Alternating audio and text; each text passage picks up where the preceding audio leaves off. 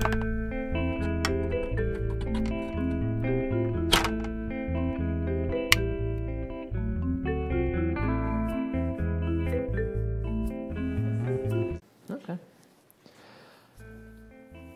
Can I just say one more time, fuck, it's cold, because I need to get that out of my system.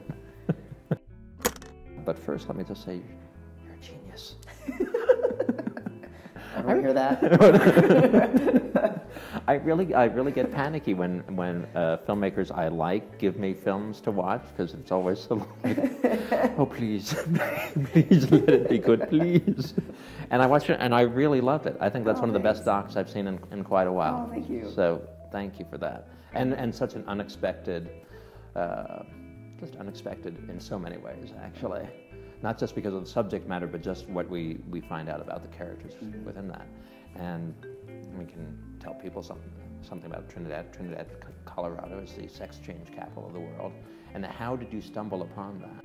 I think it was one of those things that we just couldn't get it out of our heads and believe that it actually existed. You know, I mean, it just sounded really kind of crazy. But we did a little bit of research, and definitely there's some mythology behind it in terms of, you know, some articles saying that it was like, you know, trans women everywhere around the streets, kind of things like that. But I think as we started looking at it, and we discovered Marcy Bowers, who's the surgeon, and she, you know, we had a great conversation with her on the phone, and she was very warm and welcoming, and she was like, you should just come to Trinidad to see for yourself. Now you talk about Marcy Bowers, who's now sort of the doctor in Trinidad, but she was not the start of it. It was Dr. Stanley Biber. And who is a fascinating character. And obviously you have some footage with him.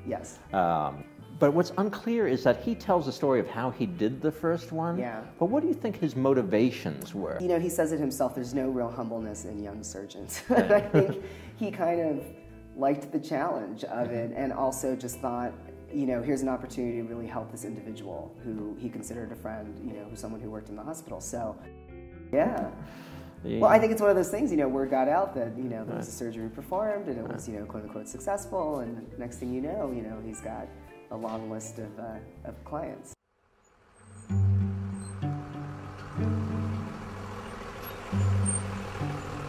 Well, the patients of Dr. Biber, when they were ready to leave the hospital, they would ask me, could you take this guy down to the Best Western Motel? And I'd say, sure, I'll take him down there. And I talk to him just like I do the rest of the tourists on here, you know. You can't really say, oh, gee, look, there's a transsexual. You don't, most of the time you can't tell. Shouldn't fool with Mother Nature. That's my opinion. I believe a man's a man, and a woman's a woman, and whatever else, keep that secluded from the world anyway. I think we have more transgenders in Trinidad than people actually realize. They have feelings, they have families, they have children, they have wants and desires just like every other person on God's green earth, and they're just people, human beings.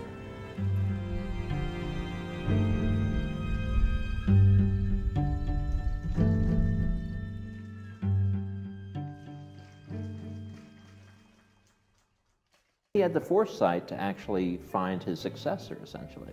Yeah. I think, you know, and he kind of says it himself, it was one of those things, like, you know, he had had this practice for so many years, and he had seen, you know, his surgeries help so many individuals that he really wanted it to continue. And I think, you know, Marcy understood that, which is why she decided to leave Seattle and actually go to Trinidad. And Marcy, of course, has a little extra knowledge of the procedure. Yes. Being a trans woman herself. That's right.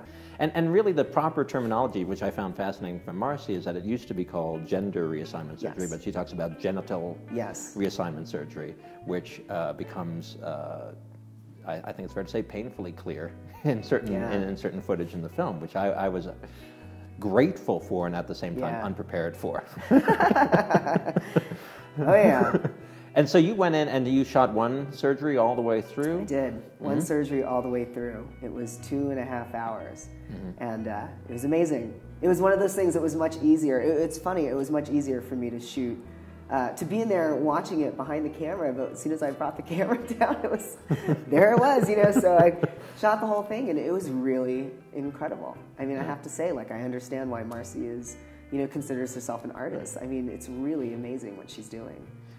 What impressed me is that it's so clear to me that if those people were willing to give up so much, I mean, they truly sacrificed so much, and the one woman who gave up, at the time, his job at NASA and his family and his kids, and like, I can't argue with that. And if you're willing to do all that and cut off your penis, I say, holy crap, you're A-okay on my book. I mean, what am I going to do? Yeah, and I think, you know, and I think that's such a common story with all the women that I met, because obviously there were other women that I had met in the process of making this that, you know, unfortunately didn't make it into the documentary, but it's such a common theme is they kind of lose it all.